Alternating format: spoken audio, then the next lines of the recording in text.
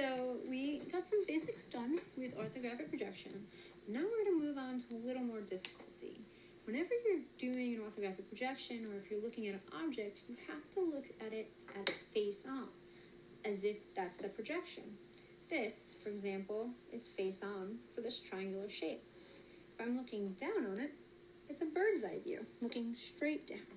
The problem that we have is sometimes things have angles or edges here that are slanted, like a ramp. And we don't know if that's angled until we see a different view. So it's very important to realize how to draw that angled portion if I'm looking straight down on top of it, and how to show in other views what that angled side really is. So we're going to practice with some angled edges and how to actually draw those for your orthographic projections.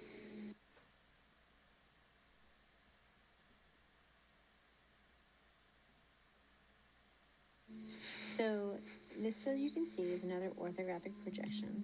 I'm going to use yellow as a contour construction line so that you can see how the edges line up.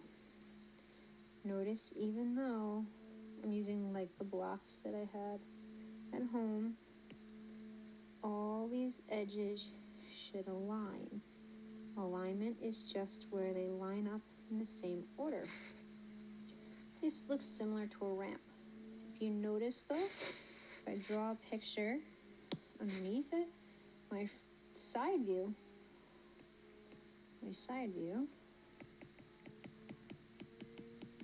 is going to have two planes. Even though I'm looking directly at it, if I had to draw it, I would draw this line to indicate this edge. The bottom line indicates that edge right there. And then the back edge all the way over here is located here.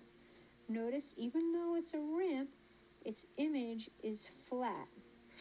The only way you know this object it has that ramp shape is through the front view.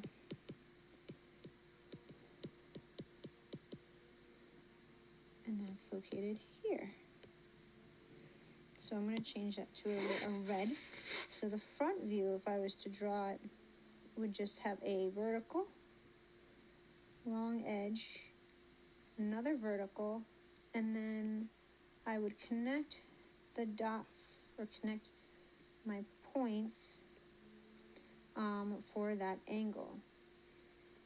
The top view, as you see up here, is the bird's eye looking down. Even though I'm looking down onto that object, it's going to look like a flat rectangle. Once again, you want to make sure your alignment is your top, front, and right side view. If there was other views, you would make sure they would also line. Here's another example. This time it's of a triangle. Notice my front view is showing me all the information that I need to know. It gives me the most detail. It's showing you that triangle portion. On my top view, if I follow these lines up, this line up or the edges up, they would tell me what my points would be. So then I can draw my flat square that I would be drawing, and then I'd have a line down the middle. So once again, my top view would look something like that, and the lines would follow down and correspond to my front view. My right side view, same thing, would have the same height as my front view, and then because it's an angled side, and I'm looking dead straight on it, I'm going to just see another square. So my right side would just look like a square. And the height would be the same, and the depth would be the same as the top view. That would be my orthographic projection for this object.